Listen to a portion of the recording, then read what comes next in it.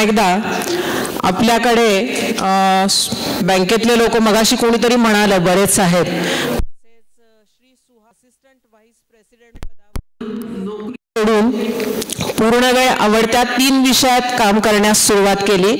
संगीत विश्लेषण, चित्रपट विश्लेषण, आनंददायी शिक्षण.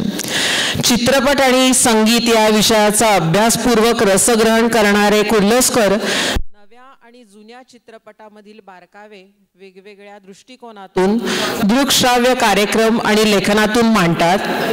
चित्रपट आणि चित्रपट संगीत, राग संगीत, मैफिलीचं विश्लेषण करणारे त्यांचे लेख, व्याख्याने या विषयाची गोडी लावणारी असतात.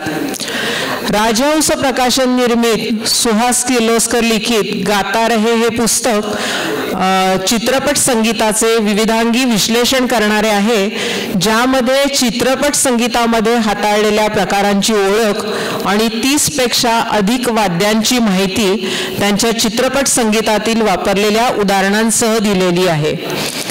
आवाजाचा अवलिया किशोर कुमार, पुन्हा एकदा किशोर कुमार, आणि चिरतरुण स्वर आशा भोसले ही 2 पुस्तकं नुकतीच त्यांची प्रसिद्ध झालेली आहेत. संगीत, चित्रपट रसास्वाद, आनंददायी शिक्षण या विषयावर त्यांनी महाराष्ट्र टाइम्स, सकाळ, तरुण भारत, दिव्य भारती अशा वृत्तपत्रात सातत्याने लेखन केलं आहे.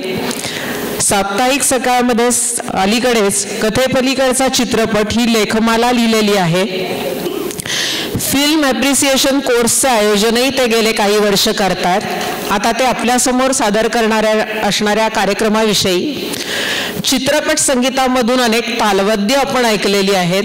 त्यातलं तबला, पखवाज, मृदंगम या वाद्यांची खासियत व्यतिरिक्त कोणची तालवाद्य चित्रपट संगीतात वापरली जातात, ती वाद्य वापरताना संगीत दिग्दर्शक आणि संगीत आयोजक यांनी केलेले विचार, गझल कव्वालीमध्ये वापरलेली तालवाद्य, चित्रपट संगीतात वापरलेली तालवाद्याचे अनोखे प्रयोग असे बारकावे जाणून घेण्याचा एक ऑडिओ व्हिज्युअल कार्यक्रम गाता रहे हे आता किर्लोस्कर आपल्यासमोर सादर करणार आहेत. मी त्यांना इथे आमंत्रण करते आणि सूत्र त्यांच्या हाती देते. धन्यवाद.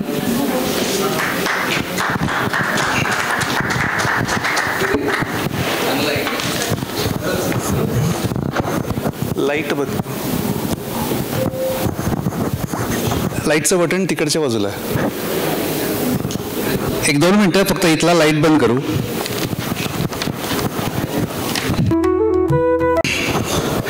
आपण गाणी दरवेळेला वेगवेगळ्या पद्धतीने ऐकत असतो. आवाज ऐकू येतोय? आपला हा गाण्याचा कार्यक्रम आहे. गाणी आपण पूर्वी ऐकलेली आहेत, ती आपण वेगळ्या दृष्टिकोनातून ऐकणार आहोत. तर आणि इन्स्ट्रुमेंट जी तालवाद्य आहेत, तर त्यासाठी त्याच्यापूर्वी आपण एक काळजी घेऊ की आपल्या हातातलं कोणतंही इन्स्ट्रुमेंट वाजू नये. त्यामुळे मी तुम्हाला अर्धा मिनिट देतो. तुमचे मोबाईलचे टंग टुंग टिंग टंग असे काही करणारे जे आवाज आहेत, तर ते सायलेंट करा, म्हणजे तुम्हाला ही आवाजाची क्लॅरिटी जास्त येईल. मी तुम्हाला अर्धा मिनिट देतो. माझा अर्धा मिनिट कमी केला तरी चालेल. अरे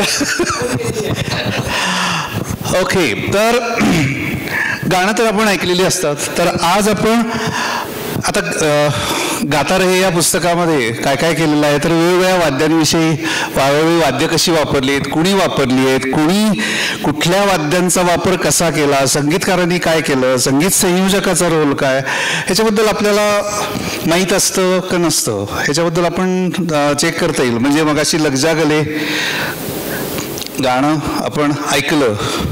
संगीतकार कोण? संगीत संयोजक? गीतकार? हां, मग गीतकार कमी माहीत असतात.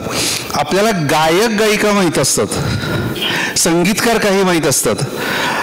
मग त्या गाण्यात कुठलं वाद्य वाजलं ते नाही माहीत. त्यामुळं आपण वाद्याकडे लक्ष देऊ. आणि वाद्याकडे लक्ष देऊ म्हणजे तेव्हा ती कशी वाद्य वापरलेली होती याचा एक विचार करू. आणि आपण आज फक्त तालवाद्याचा विचार करणार आहोत. आता तालवाद्य म्हणजे आपण जी हाताने वाजवली जातात, ज्याच्यावर हॅमर केलं जातं, ती वाद्य म्हणजे पर्क्युशन, ज्याला इंग्रजीमध्ये योग्य शब्द आहे पर्क्युशन. आता पर्क्युशन म्हणजे ज्यावर हॅमर करून वाजवलं जातं. तर आपण तूर्त तरी तबल्यासारखी तालवाद्य जी समोर तुम्हाला दिसत आहेत त्यातले वेगळे प्रकार बघू. हे कधीतरी कुठेतरी आपण ऐकलेलं आहे. तबला आपल्या परिचयाचा आहे. तर तबला वापरलेलं एखादं गाणं सांगा. बरोबर, नाचे मन मोरा, मगन तिकिता दिगी दिगी, हे तबल्यातले स्वर आहेत. अजून हा अच्छा बरोबर, त्याच्या द्रुतमध्ये मलमली तारुण्य वाजे. अजून काय? तबला कुठल्या गाण्यात बघितलाय? अच्छा, तबला कुठल्या गाण्यात बघितलाय? तर तबला हे वाद्य, तबला आणि डग्गा, तर हे वाद्य म्हणजे अगदी टिळक साहेब वगैरे बरेच तबलावादक होऊन गेले. त्याला अल्टिमेट आयाम देण्यामध्ये उस्ताद झाकीर हुसेन यांचा प्रॉमिनंट रोल आहे. अर्थात टिळक साहेब वगैरे सगळेच, अल्लार खा यांचं प्रत्येकाचं कॉन्ट्रीब्युशन आहे. बनारस घराण्याचं आहे, त्याच्यामध्ये वेगळी घराणी आहेत. आणि त्यानंतर तबल्याचं सौंदर्य काय, तर तबला आणि डग्गा दोन्हीचं कॉम्बिनेशन असणारा आवाज. डग्ग्याचं सौंदर्य, तबल्यावर ताल येतो आणि डग्ग्यावर बेस येतो. तर तो कसा आहे, मग त्याचा आवाज कसा येतो, त्याचं साधर्म्य कसं साधलं झाकीर हुसेननं. मग झाकीर हुसेनला वेगळं असं महत्त्व का दिलं जातं, इतका म्हणजे तो त्याला उस्ताद, खरा उस्ताद तबल्यातला असं का म्हणतात झाकीरजीना, तर त्याबद्दल एक लेखमाला मी आता लिहितोच आहे. पण आपण आता तबल्याच्या अंगाने हिंदी चित्रपटातलं एखादं गाणं ऐकू म्हणजे आपल्याला तबल्याचा जास्त परिचय होईल.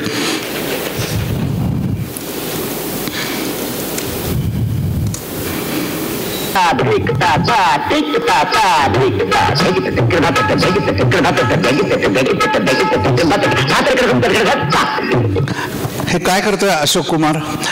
धा धिकता धा धिकता धा तिकता ता धिकता धा धा तिकत देन नगदे ता ते तळांदा दा ते कता धा तिटकत कधी गण धा तिद्दा धा तिटकत कधी गण धा तिद्दा धा तिटकत कधी गण दा. हे काय करतो तो तबल्याची पडंत करतो. तर तबल्याची पडंत नुसती करत नाहीये, तर ते कवित्त आहे. कवित्त हे नृत्यामध्ये, नृत्य ज्या वेळेला केलं जातं त्याच्या आधी ते सादर केलं जातं आणि त्या बोलावर नृत्य केलं जातं. तर हे टेरेसवर चा शॉट आहे. कुठला सिनेमा? हां, आणि खूबसूरत कोण आहे? अरे वा, बरोबर माहिती.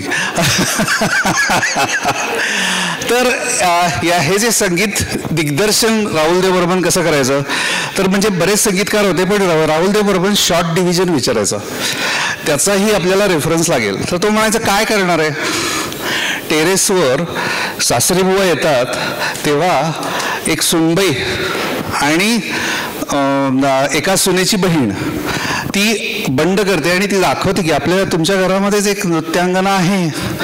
तर ते हो काय म्हणतात आणि मग ते पण सांगतात, आपल्याला त्यांना वाटतं सासूबाबा आता आपल्याला रागवणार, पण ते सरळ तबल्याला बसतात आणि ते म्हणतात मी पण उस्ताद अल्लार खानच्याकडनं तबला शिकलेलो आहे पूर्वी. तर तो त्यावेळेला म्हणतो धा अधिकता धा, आणि हे अशोक कुमारनं गायलेलं आहे. कवित्त गाणं ही सोपी गोष्ट नाही, त्याला तबल्याचं ज्ञान असल्याशिवाय तो इतक्या रिदममध्ये म्हणू शकणार नाही. तर हे कविता आहे, हे इतक्या उत्तम पद्धतीनं अशोक कुमारनं म्हणलं. आपलं जनरली लक्ष सहसा रेखाकडेच असतं. तर आपण अशोक कुमारचं त्यामुळे आपण कौतुकच झालं नाही. तर काय आहे, तर आपण रेखाकडे बघू. पण त्या पद्धतीनं तिनं ज्या पद्धतीनं केलं आणि मुळात गाणं रेकॉर्ड केलं ते इमॅजिन करून की हे टेरेसवर गाणं आहे, या पद्धतीनं त्यांनी गाणं रेकॉर्ड केलं. राहुल देव बर्मननी क्लासिकल गाणी एक से बडकर एक अप्रतिम दिलेली आहेत. आपण कुणाला तरी काहीतरी शिक्के मारत असतो. ओपिनियर म्हणजे टांग्याचा ठेका, हा ओपिनियरचा अपमान आहे. त्याची 5% सुद्धा गाणी टांग्यावर नाही आहेत. आर डी बर्मनची गाणी म्हणजे काय डिस्को असेल, बप्पी लहरी म्हणजे डिस्को, हा बप्पी लहरीचा अपमान आहे. बप्पी लहरींनी एक से बडकर एक अप्रतिम अशी मेलोडियस गाणं दिलेली आहेत. पण आपण शिक्के मारतो, त्यामुळं आपण फक्त जुनी गाणी चांगली, नवीन गाण्यात काय अर्थ नाही असे आपण शिक्के मारतो. तर ते का मारायचे नाही त्याच्याचं उत्तर सुद्धा आपल्याला मिळेल. आपण गाणं ऐकूया.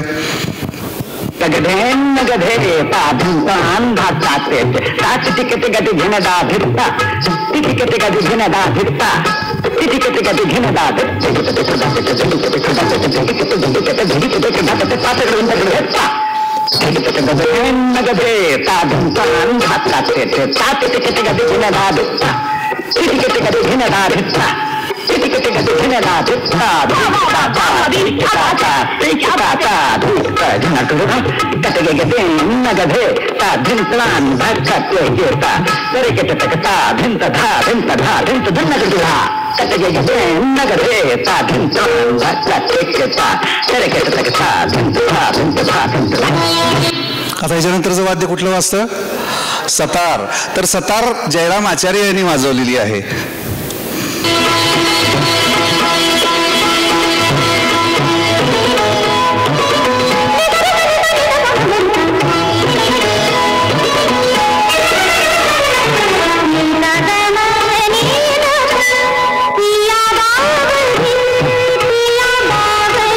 आशा भोसले.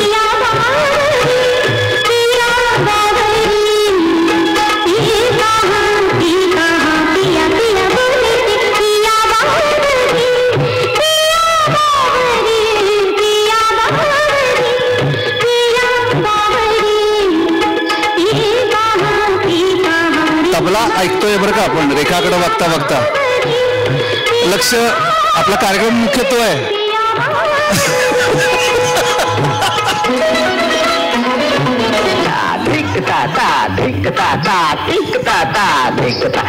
नंदन बनचुम छनन तचुम तचुम तत्सिंगते सिधा लिए रंग सब सखा संग मन में उमंग गतित रंग था खेलत भुज मेलत लपट जपट राधा ललिता चंगा बलि दियो बोर रंग भोर सर बोर बनवारी मैं हारी जा जारी मैं हारी जा जारी मैं हारी जा जारी.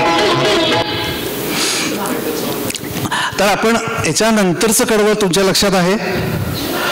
ह्याच्यानंतरचं कडवं हां. तर ह्याच्यामध्ये काय झालेलं आहे, त्यांनी या गाण्यामध्ये राहुल देव बर्मननं शॉर्ट डिव्हिजन विचारली. तर ह्याच्यानंतर पुढचं गाणं तुम्ही घरी गेल्यानंतर ऐका. त्या गाण्यामध्ये ते ज्या वेळेला तो गातो त्यावेळेला त्यानं राहुल देव बर्मनने विचारलं पुढं काय होणार आहे. पुढं रेखा राकेश रोशन बरोबर बागेत जाणार आहे, त्यामुळं तिथं तबला नाही आहे.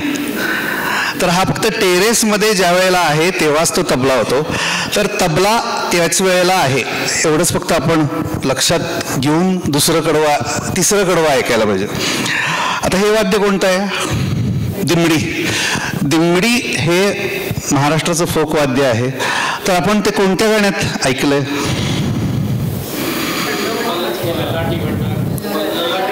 अच्छा बरं. दिमडी हे वाद्य वाजवतं कोणतं? आता सेल्वा गणेश फारच अप्रतिम वाजवतात. म्हणजे त्याचे वडील मटका म्हणजे घटम, ज्याला इकडं मटका म्हणतात. मटक्याचा दुसरा अर्थ होतो ना, त्यामुळं मी तर ते घटम. तर घटम त्याचे वडील फार विक्कू विनायकम फार अप्रतिम वाजवतात. त्याची 2-3 मुलं आहेत, त्यातल्यापैकी सेल्वा गणेश फार उत्तम रीतीने खंजिरी वाजवतात. खंजिरी यालाच आपण इकडं दिमडी म्हणतो. तर आपण एखादं गाणं बघूया दिमडीचं.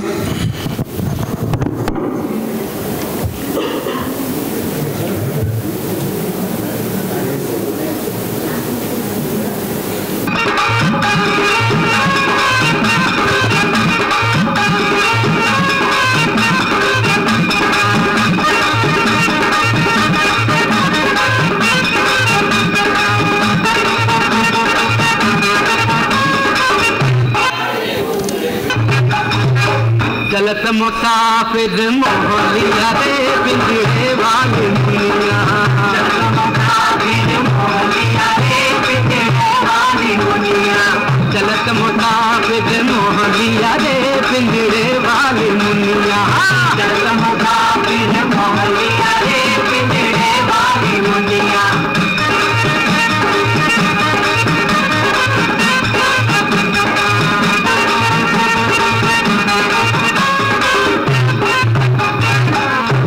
उड़ बैठी हलवैया तो कन्या.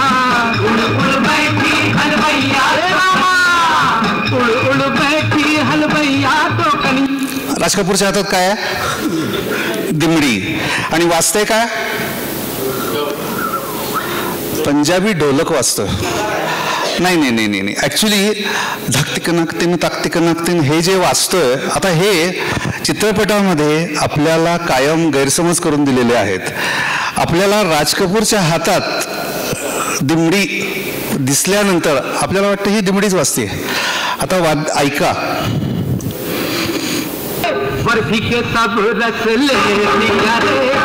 ढोलक वाजतोय.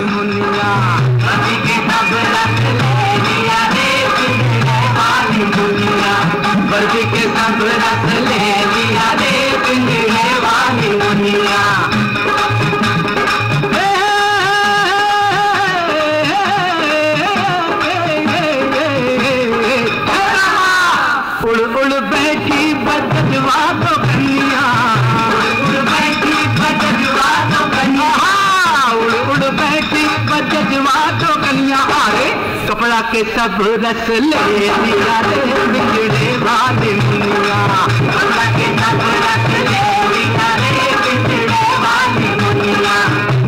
हे ॲक्च्युली उत्तर प्रदेश त्या प्रदेशातलं हे फोक गीत आहे. त्या गीतावर आधारित शंकर जयकिशन यांनी गाणं संगीतबद्ध केलं. पण आपल्याला समोर जे वाद्य दिसतं तेच वाजतंय असं आपल्याला वाटतं. पण काही प्रॉब्लेम आहे तिकडं. हां तर हो तर काही काही वेळेला असं होतं आपण एखाद्या वेळेला असं म्हणतो की समोर जे वाद्य दिसतंय तेच ॲक्च्युली वाजतं तसं वाजत नाही.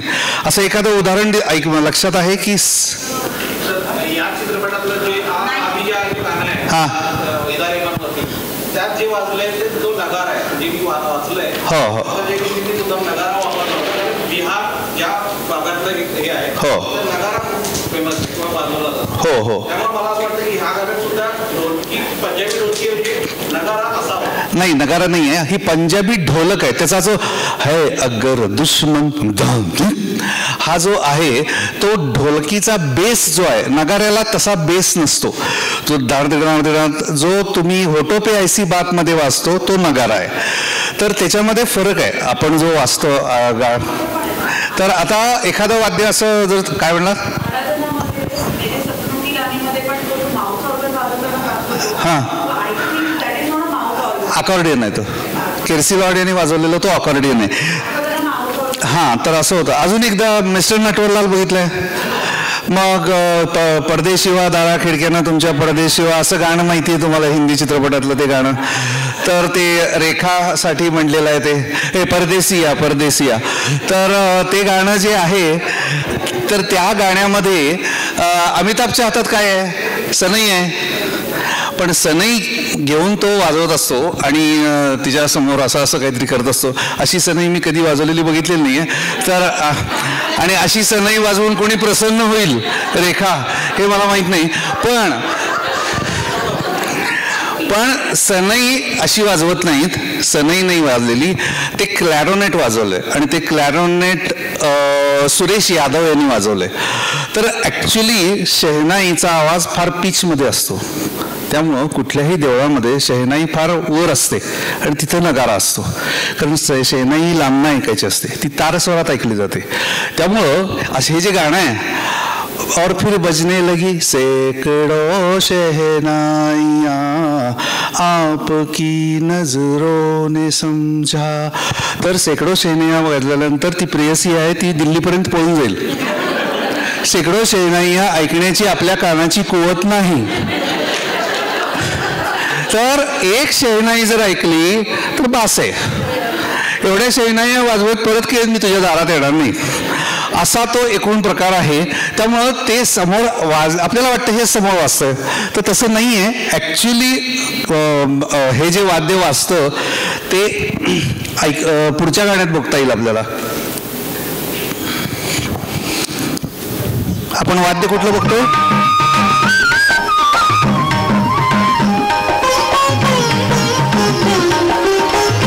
दिमडी. आकाशी झेप खेरे पाकरा आकाशी झेप खेरे पाकरा सोडी सोन्याचा पिंजरा सोडी सोन्याचा पिंजरा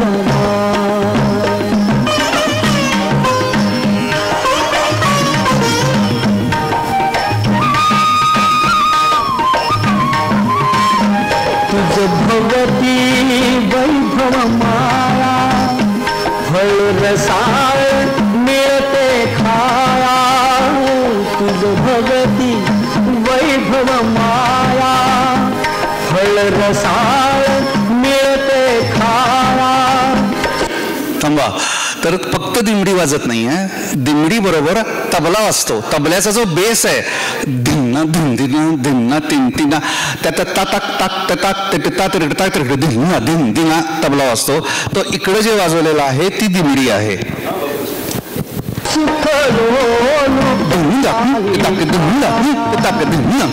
दिमडी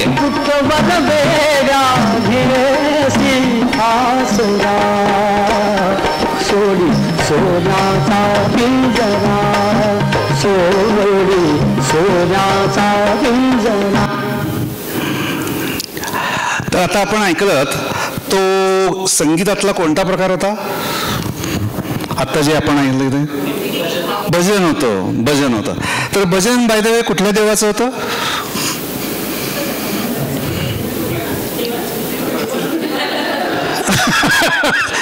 तर हे भजन नव्हतं आपल्याला धिन्ना धिंदिना धिन्ना तिंती लागलेलं की डोल्याला, असं ते नाहीये. ते देवासमोर बसलेत याचा अर्थ ते भजन नाहीये.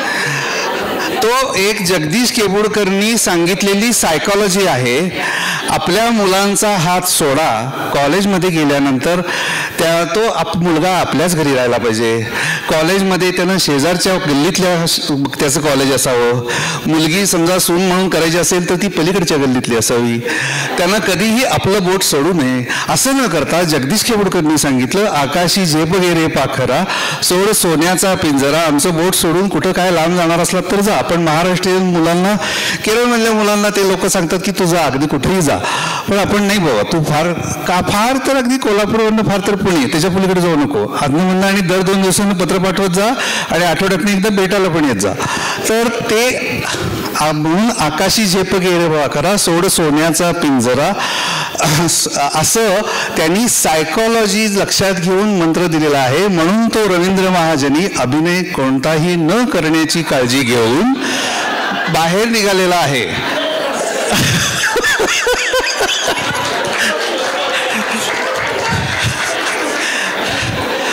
असं अभिनय केला नाही की नाही की खुश आहे तोच अभिनय, कन्फ्युज आहे तोच अभिनय करायचाच नाही आहे.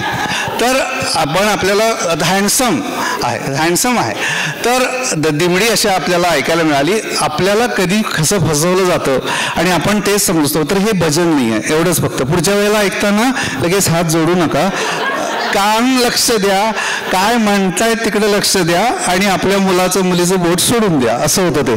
तर दिमडी नंतर नाही, ते भजनी ठेक्यावर गायलेलं एक गीत आहे, चित्रपट गीत आहे.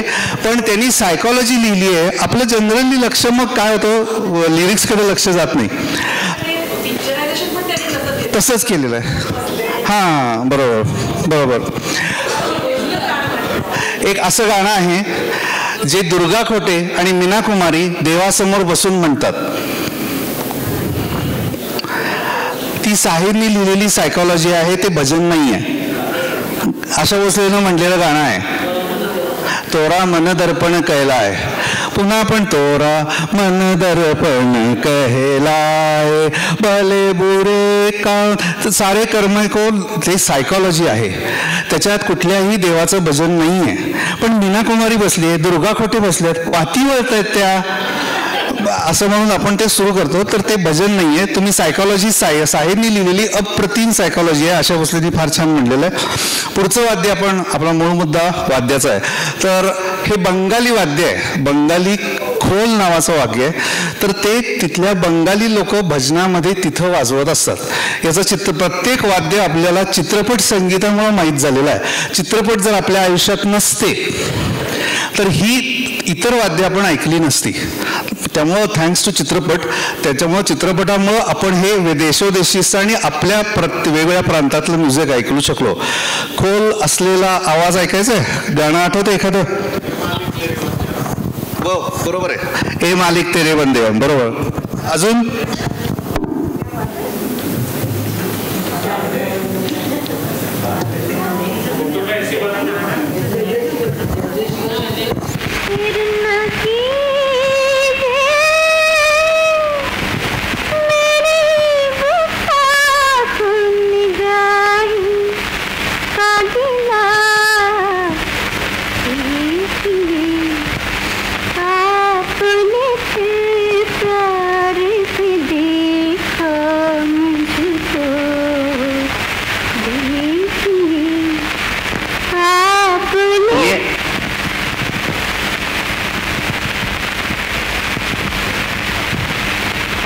मैंने कहा जाने क्या तूने कही, जाने क्या मैंने सुनी बात।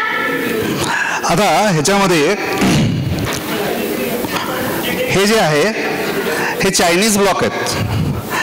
तर जाने क्या तूने कही तर पहिला खोल वाजतो, त्याच्यानंतर जे वाजतं ते चायनीज ब्लॉक म्हणजे 4 बिट्स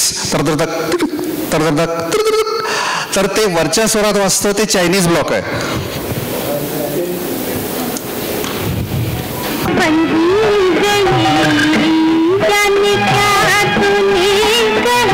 आता सेपरेट कन्फ्युजन होऊ नये म्हणून नंतर वेगळं वेगळं वाजवलं. खोल Chinese block, Chinese block, Chinese block, खोल खोल चायनीज ब्लॉक.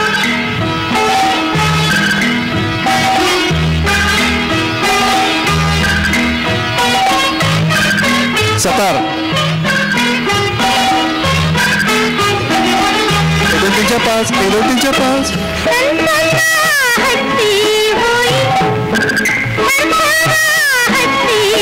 तारस्वरात आवाज येतोय तो चायनीज ब्लॉकचा आहे.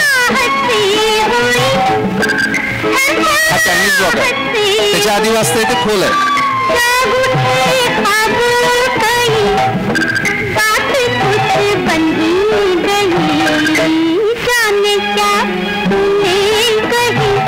सचिन देव बर्मन.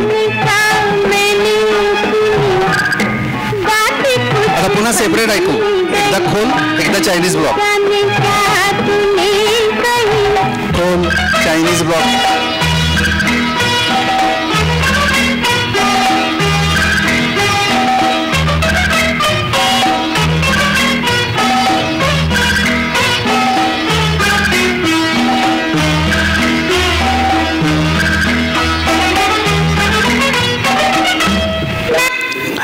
हे गाणं तुम्ही पहिल्यांदा पण ऐकलेलं असेल, त्यामुळे तुम्ही जी पहिल्यांदा गाणी ऐकलेली आहेत त्यामुळे पूर्ण गाणं ऐकणं हा उद्देशच नाही आहे. त्या गाण्याकडे वेगळ्या पद्धतीनं कसं बघायचं आहे हाच आपल्या आजच्या कार्यक्रमाचा उद्देश आहे. त्यानंतरच तुम्हाला जेवायला मिळणार आहे.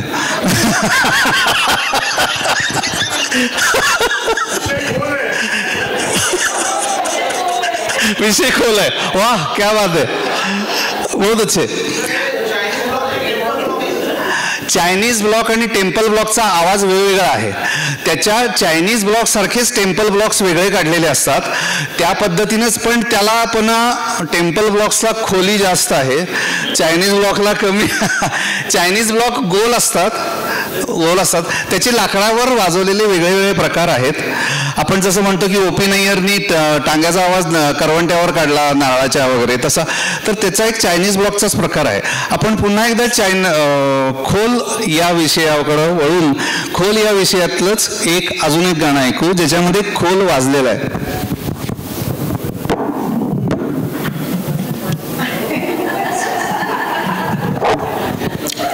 खोल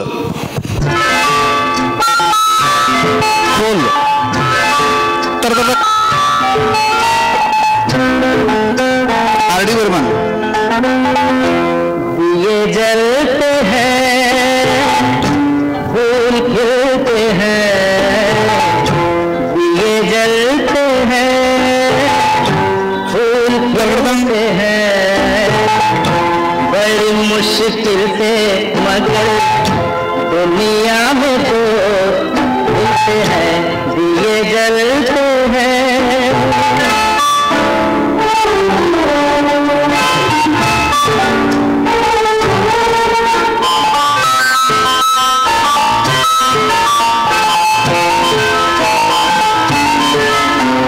जब जिस वक्त किसी का प्यार जुदा होता है, कुछ ना पूछो यारों दिल का हाल बुरा होता है. जब जिस वक्त किसी का प्यार जुदा होता है, कुछ ना पूछो यारों दिल का हाल बुरा होता है. दिल पे यादों के जैसे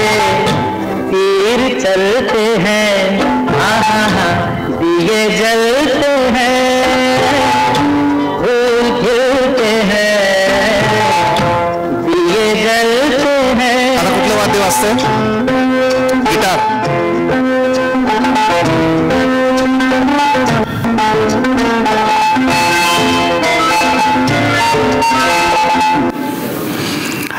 तर आपण आता हे खोल दोन वेगवेगळ्या गाण्यांमध्ये वेगवेगळ्या पद्धतीनं वापरलेलं बघितलं. हे गाणं आपल्या परिचयाचं आहे दिल, पण इथं खोल वाजलेलं आहे हे कधी कधी नेहमी लक्षात येत नाही. गाता रहे पुस्तकामध्ये असाच प्रयत्न केलेला आहे की वाद्य आपल्याला त्या आपल्या परिचयाच्या गाण्यातून कळतात. मग आशा भोसलेच्या पुस्तकामध्ये 25 गाण्यांचा रसास्वाद या पद्धतीने घेतलेला आहे. किशोर कुमारच्या पुस्तकामध्ये या गाण्यांचा रसास्वाद आपण वेगळ्या पद्धतीने घेतलेला आहे. तर वाद्याव्यतिरिक्त संगीत संयोजन म्हणजे काय हे पण आपण पुढच्या ह्याच्यात बघणार आहोत. त्या दृष्टीनं आपण काही वाद्य असं काय खोलला डग्गा असतो म्हणजे दोन्ही बाजू असतात, पण आत्ता फक्त त्यांनी इकडचीच बाजू वाजवली. त्यांनी बेससाठी तबला आहे, पखवाज आहे, त्यामुळं कशाचा आवाज कसा येतो आणि त्याचा आवाज कसा वापरायचा, त्यामुळे त्यांनी असाच ट्यून उभा ठेवून फक्त ह्याच्यावरच वाजवला. आपल्याला तो तरंग एवढाच पाहिजे. हा आवाज पखवाजवर येणार नाही, हा आवाज तबल्यावर येणार नाही. त्यामुळं त्यांनी वेगळ्या त्या पद्धतीनं पिच हाय पिच त्याचा आहे खोलचा. हा खोल वाजवलं एका वेळेला आणि त्याच्याच वेळेला पुढच्या अंतरात ते सलग वाजवलं चायनीज ब्लॉक. आता आपण पुढच्या वेळेला येऊ विक्कू विनायकम मटकाव, म्हणजे ॲक्च्युली याला घटम म्हणतात म्हणजे कर्नाटक संगीतामध्ये. तर ते घटम अप्रतिमरित्या वाजवतात. तर राहुल देव बर्मन काय करायचे, राहुल देव बर्मन आवाज काढून दाखवायचे. मला हे गाण्यामध्ये आवाज असा पाहिजे, धिडीन टाक धिडीन टाक धिडीन टाक. आता हे कशातला आवाज काढणार, म्हणजे हा आवाज कशाचा काढा. म्हणून त्यासाठी दरवेळेला त्यांनी असे वेगवेगळे आवाज काढलेले आहेत आणि त्या आवाजाचा सांगीतिक उपयोग इतका अप्रतिमरित्या केलेला आहे. म्हणजे गिटारचा सुद्धा वेगळा उपयोग केलेला आहे. सगळ्यात प्रयोग सगळेच संगीतकार करत असतात, पण वाद्यांमध्ये प्रयोग आणि प्रयोग करून तो सक्सेसफुल होईल का नाही याची काळजी न करता, याचा मुलाहिजा न बाळगता राहुल देव बर्मनने अनेक प्रयोग केले. त्यातला हा एक प्रयोग आहे. म्हणजे मटका असा ठेवायचा आणि त्याच्यामध्ये खाली त्यांनी वायर ठेवल्या, म्हणजे दोऱ्या बांधून ठेवल्या आणि त्या दोऱ्या प्रेस करायच्या, ओढायच्या, पायानं प्रेस करायच्या, धिडून टाक असा आवाज येतो. तर हा त्यांनी वाजवण्याचा प्रयत्न केला. जसा आर डी बर्मनच्या तोंडातून आवाज आला, 2 दिवसांमध्ये वाद्य असं तयार करून आणलं. आणि ते कुठं वाजलंय,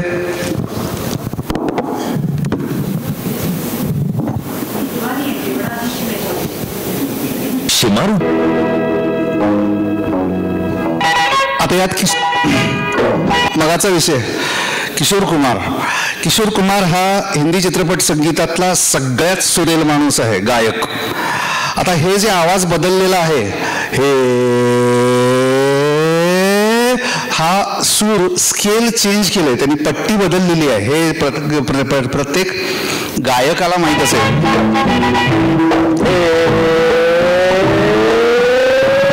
स्केल चेंज झाले,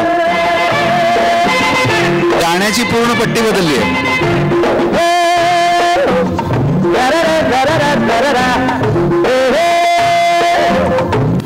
आता हे काय वाजतंय, राहुल देव बर्मन यांनी वाद्याला प्रॉमिनंटली पुढे आणलं, नंतर तो तुम्हाला आवाज ऐकू येईलच.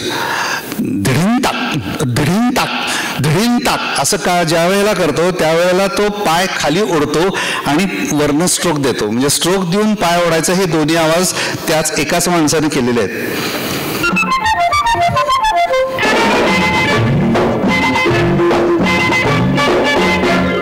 सामने ये कौन आया, दिल में हुई हलचल, देख के रस्ते पे ही झलक हो गए हम पागल. सामने ये कौन आया, दिल में हुई हलचल, देख के रस्ते पे ही झलक हो गए हम पागल. हर बातें मुलाकातें हमसे भी तो होंगी, पर हमसे भूलेंगे वो आज नहीं तो कल. सामने ये कौन आया, दिल में हुई हलचल, देख के रस्ते पे ही झलक हो गए हम पागल.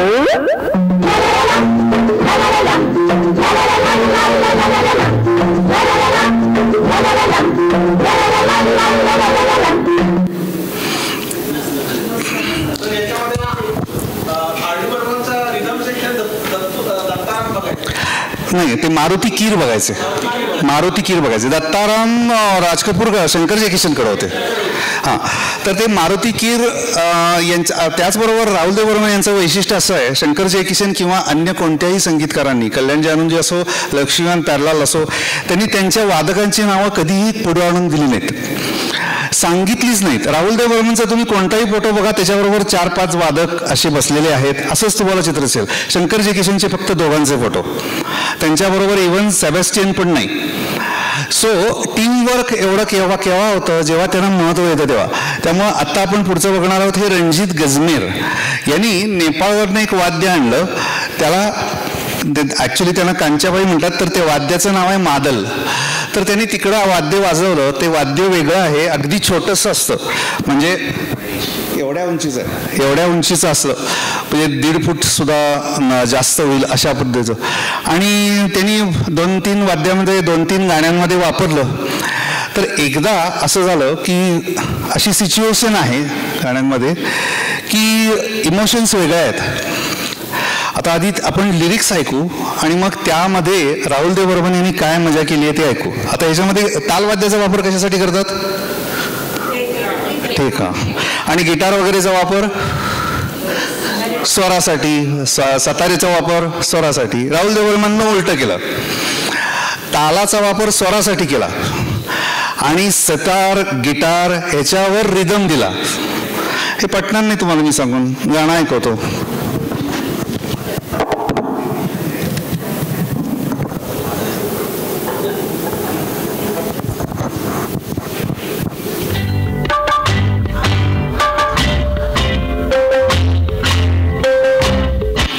त्याच्यात काय होतं, मादलवर वाजतंय ताना धिन धिन ताना धिन, हे 3 स्केलमध्ये 3 मादल ठेवले, एक खाली ताना धिन धिन ताना धिन धिन ताना धिन धिन.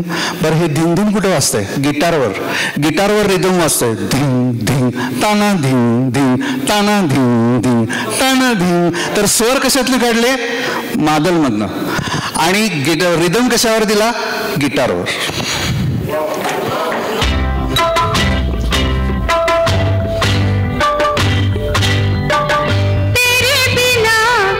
गिटार ताना धीम धीम धीम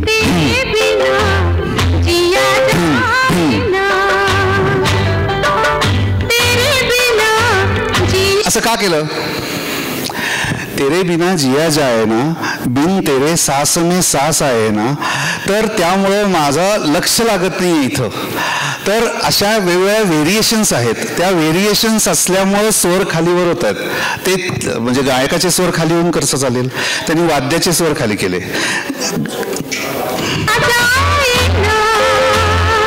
बेचैन आहे,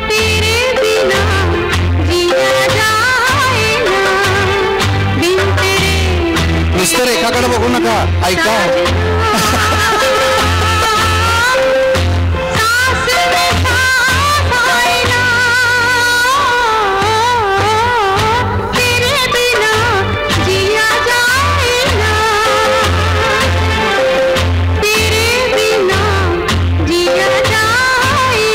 मादलचा आवाज ऐका,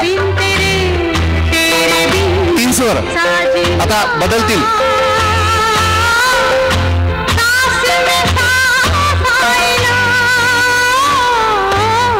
खाली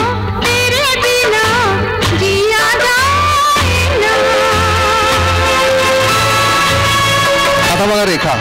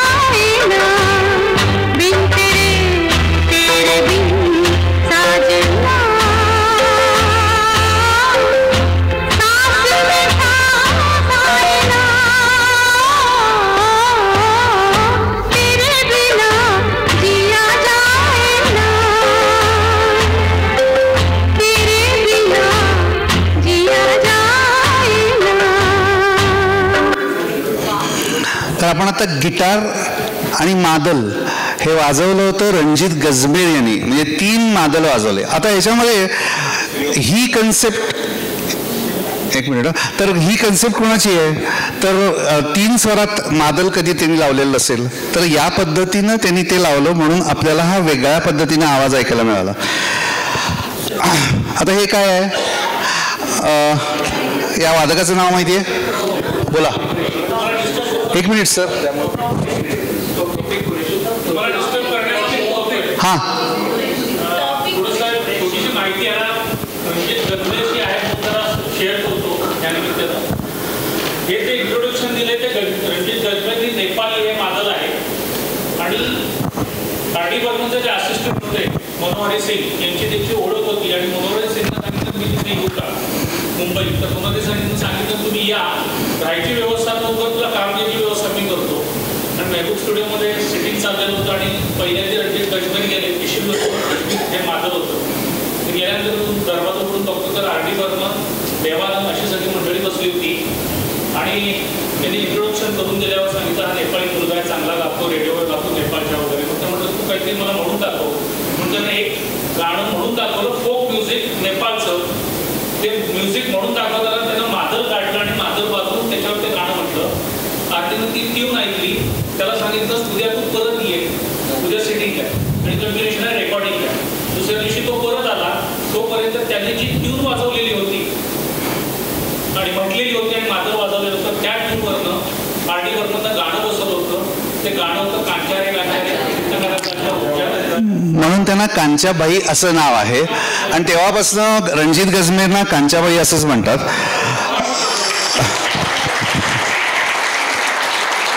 आता आपण पुढच्या वाद्याकडे जाऊया.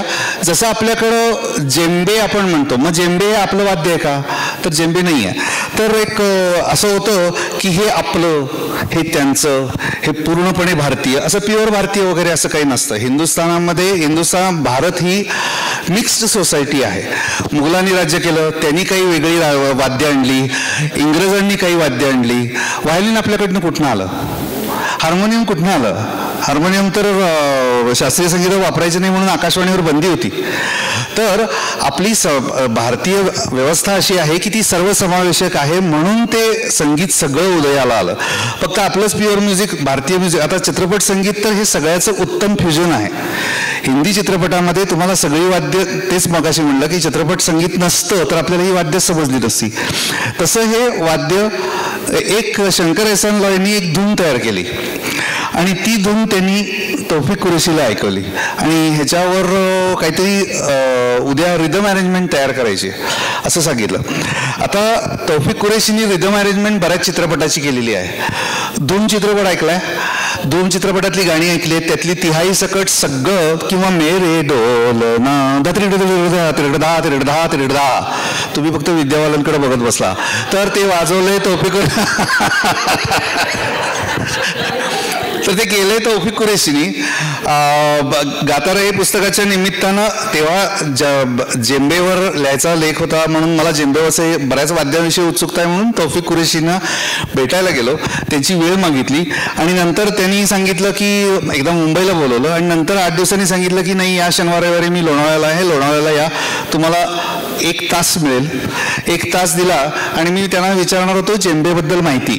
तर जेंबेबद्दल सांगितल्यानंतर त्यांनी सांगितलं हा जेंबे, कारण जेंबे त्यांना झाकीरबाईंनी दिला होता, झाकीर हुसेन यांनी आपल्या भावाला परदेशातून येताना भेट म्हणून आणला आणि त्याच्यावर त्यांनी तबल्याच्या ऐवजी जेंबे वाजवायला सुरुवात केली. मी म्हटलं ही स्टोरी माहिती आहे आणि त्यामुळे तुम्ही जेंबे वाजवायला हे केलं तर तुम्ही त्याच्याबरोबर आर.डी. बर्मन सारखं अशा पद्धतीनं पण तो रिदमचा वापर करता. हां ते तर आहे म्हणले वगैरे आणि मग जेंबेची माहिती सांगितली आणि त्यानंतर त्यांना बाकीचे काही प्रश्न विचारले आणि मग मी त्यांना तन्हाईची स्टोरी विचारली, कारण तन्हाई हे जे दिल चाहता है मधलं गाणं आहे हे तुम्ही वाजवलेलं आहे तर त्याची स्टोरी सांगा. तर ते म्हणले मी ॲक्च्युली त्यावेळेला महाराष्ट्र टाइम्समध्ये कॉलम लिहित होतो तर त्यावेळेला त्यांनी सांगितलं की तुम रिपोर्टर हो ना? तर मी म्हणलं नाही, रिपोर्टर नाही आहे, मी तिथं कॉलम लिहितोय. तर त्यांचा असा समज झाला की मी रिपोर्टर आहे, त्यामुळे त्यांनी मला तासभर दिलेला होता आणि जेंबेविषयी विचारेल आणि निघून जाईल असं त्यांना वाटलं होतं. पण मी निघून आलो म्हणजे पण थोड्या वेळानं. म्हणजे नंतर त्यांना काही संगीत संयोजनाबद्दल प्रश्न विचारले, मारुती कीर यांच्याबद्दल विचारलं, तालवाद्याबद्दल विचारलं आणि त्यांनी केलेली रिदम अरेंजमेंट याच्याबद्दल विचारलं. तर ते म्हणले, अरे यार तू काम के आदमी निकले, तर ते तुम तो रिपोर्टर नहीं हो, प्रेस में नहीं काम करते हो. अच्छा, मी म्हणलं झालं आता 5 मिनिटं राहिली आहेत, 5 मिनिटात माझे 2 प्रश्न आहेत. ते म्हणले अजून 2 तास बसायला हरकत नाही. आणि मग 3 तासाची पूर्ण मुलाखत झाली, त्याच्यामध्ये तालवाद्य संयोजनाबद्दल पण त्यांच्याकडनं माहिती घेतली. तर पुढचं जे गाणं आहे आपण, तर ते त्यांनी तौफिक कुरेशींनी जेंबे वाजवायच्या ऐवजी दरबुका हे इराणी ड्रम वापरला. तर त्याच्यामध्ये तन्हाई हे जे गाणं आहे, धिंग ताक धिंग धिंग धिंग दे ताक धिंग ताक धिंग धिंग धिंग देता, एवढाच फक्त ड्रम वाजतो आणि गिटार एवढा फक्त बेस गिटार वाजते. तर इतकी कमी वाद्य वाजलेलं ते आणि सॅड सॉन्ग असूनही त्याला रिदम आहे. तर ते अप्रतिम गाणं ऐकू.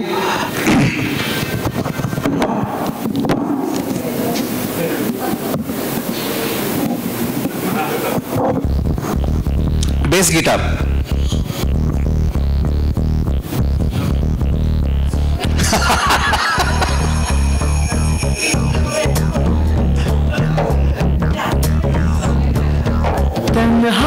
सोनू निगमनं अप्रतिम म्हणलेलं आहे गाणं.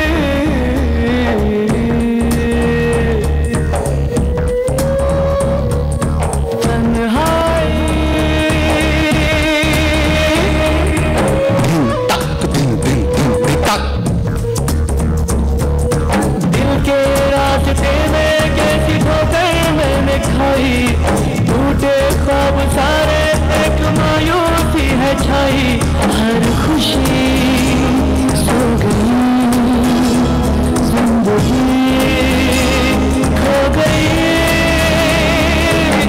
तुमको जो प्यार किया मैंने तो सजा नहीं पाई. तन्हाई दिलों है चली हुई तन्हाई, तन्हाई तन्हाई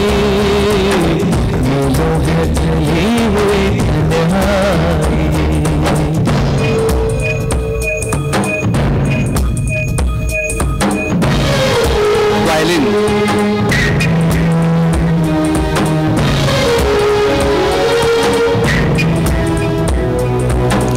तर आपण रिदमसाठी म्हणजे हे दरबुका ऐकण्यासाठी हे एकदा गाणं तुम्ही घरी गेल्यानंतर पुन्हा एकदा ऐका. दिल चाहता है हा चित्रपट वारंवार बघावा असा का आहे, तर त्यावेळेची व्हिज्युअल भाषा बदलणारा तो चित्रपट होता. त्यामुळं तेव्हा त्यांनी ही अशी व्हिज्युअल्स या पद्धतीनं त्या काळात दिल चाहता है जेव्हा आला तेव्हा ते पहिल्यांदा आली आणि त्यानंतर तशी व्हिज्युअल्स पुन्हा आपल्याला वेगळ्याच पद्धतीनं जिंदगी ना मिलेगी दोबारामध्ये आली.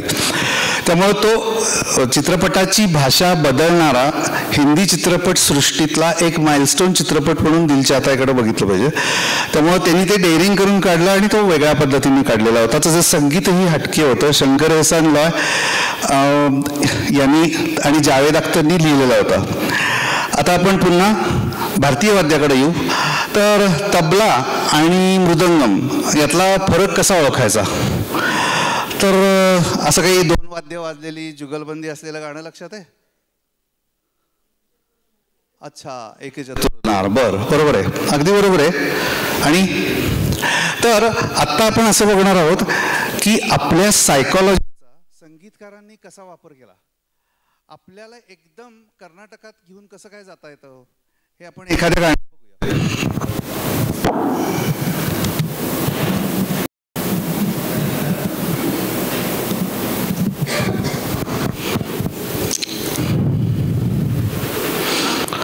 हे कोण आहेत?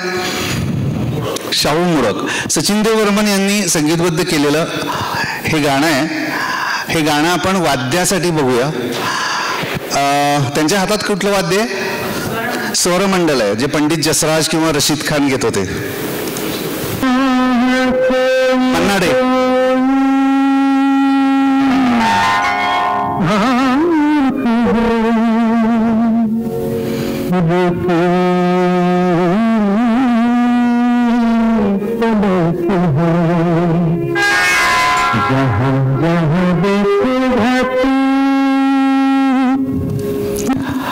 ह्याच्यामध्ये शाहू मोडक एका बाजूला तबला आणि एका बाजूला पखवाज, एका बाजूला सतार आणि एका बाजूला सरोद आणि त्याची जुगलबंदी. असं का आहे?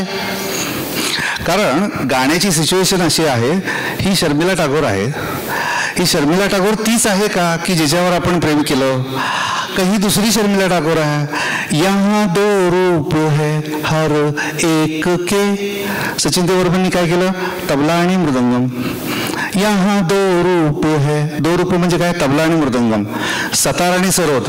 हे म्युझिक मधनं त्यांनी दाखवलं आणि मग आपल्याला कळलं, अरे मग आपल्याला एकदम वाटायला लागतं ते. त्यामुळं त्यांनी सांगीतिकरित्या 2 रूपं दाखवली.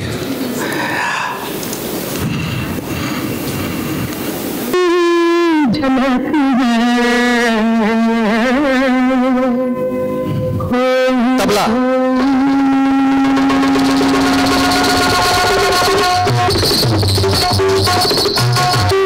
दहा तिरकट करतो. आता 3 ताल. तलाश कर वो है तेरे नैना तलाश कर वो है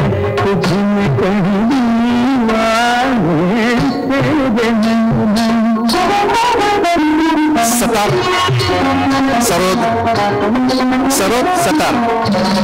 तबला तरंग 4 तबले वाजतायत. तारशे नाही, तारशे नाही. तबला तरंग सतार. 2 रूप है हर एक के. मृदंगम जब उसकी मोहब्बत में नजर आएगी कौन क्या है? तबला है या मृदंगम है? सरोद है या सतार है?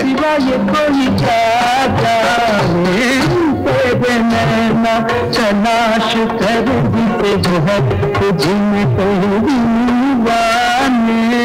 तेरे नैना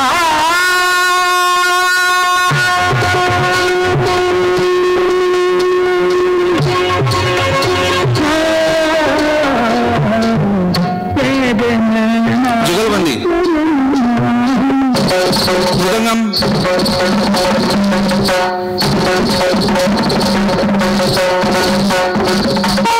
सतार सरोद सरोद सरोद.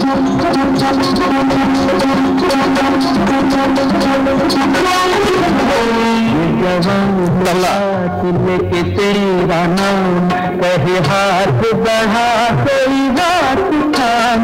ये जवान रात लेके तेरा नाम कहे हाथ बढ़ा कोई बात थाम. ये जवान तबला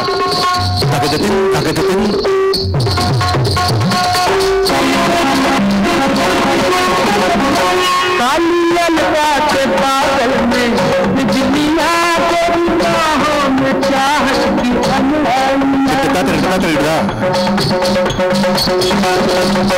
जो अदा है इशारा है क्या बिता ओ दीवाने तुझे चाहिए और क्या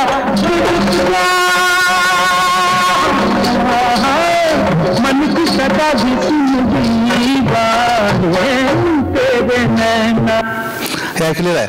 आता हा गोंधळून गेला असं वाटतंय, पण तो राजेंद्र कुमार तसाच आहे. त्याचा चेहरा असाच दिसणार. त्यामुळे तो ना अभिनय काही करण्याला जमलं नाही. त्यामुळे ही शर्मिला टागोर ती शर्मिला टागोर काही फरक पडत नाही. तबला वाजतोय का मृदंगम वाजतोय काही चला, चेहरा एकच आहे त्याचा.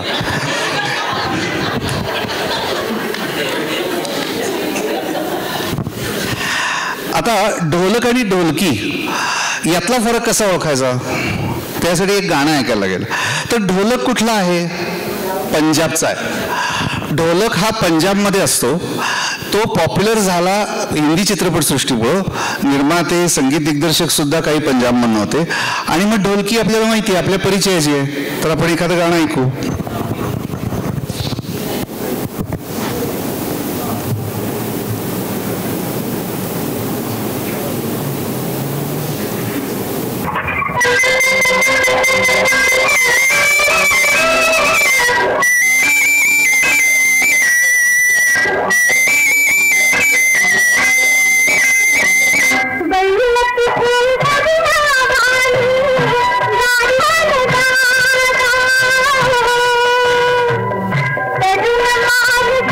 घुंगरू पण वाजतायत.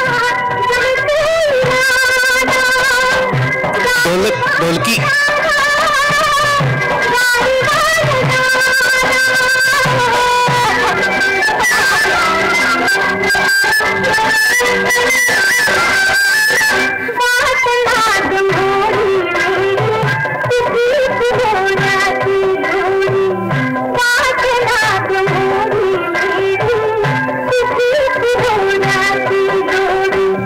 आता याच्यात आपण ऐकायचं आहे. काय होतं, आपण महाराष्ट्रातले लोक जे आहे ते गाणं ऐकतं, कुठलंही गाणं ऐकायचं असेल तर आपण नेहमी हात बांधून ऐकत असतो.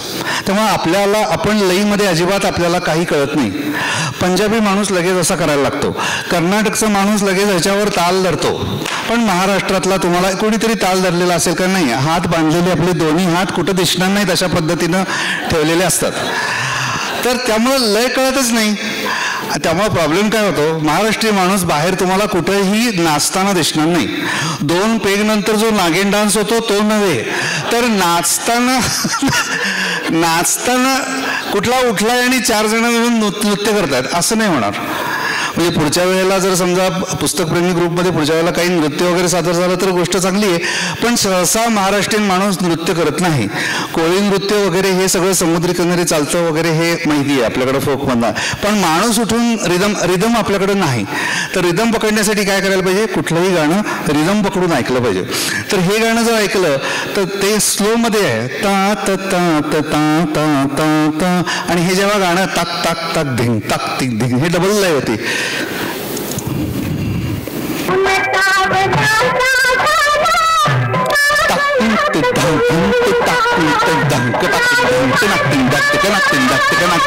डबल लय झाली.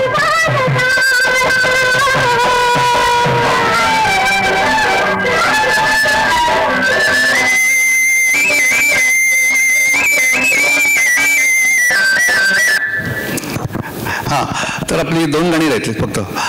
घंटी वाजवली म्हणजे या तालवाद्याच्या गोळामध्ये मला घंटी ऐकू आली. तर शेवटची 2 गाणी आपण ऐकणार आहोत. त्यामध्ये एखादं लय 2 असलेलं गाणं आहे सांगता. एकाच गाण्यात 2 लय कशा काय आहेत. तर एक आपल्या परिचयाचं गाणं, एक मुलगा आहे, अत्यंत आळशी आहे, अत्यंत आळशी आहे. आणि एक मुलगा भयंकर हुशार. काय अभ्यास म्हणजे काय बोलायचं काम आहे. ह्याच्यासाठी 2 वेगळ्या लयी असतात. तर जो नेहमी तरबेज असतो, अभ्यास करत असतो, चटपटीत असतो, पटकन बसमध्ये चढतो, त्याला काही सांगायला लागत नाही, त्याचं एकदम गाणं कुठलं म्हणजे त्याचं लय एकदम फास्ट असते. आणि ज्याला काहीही करायचं नाही, 50 वेळेला हाका मारल्याशिवाय 2 लाथा घातल्याशिवाय उठत नाही, त्याला संथ लय असते गाण्याला. कुठलं बरोबर.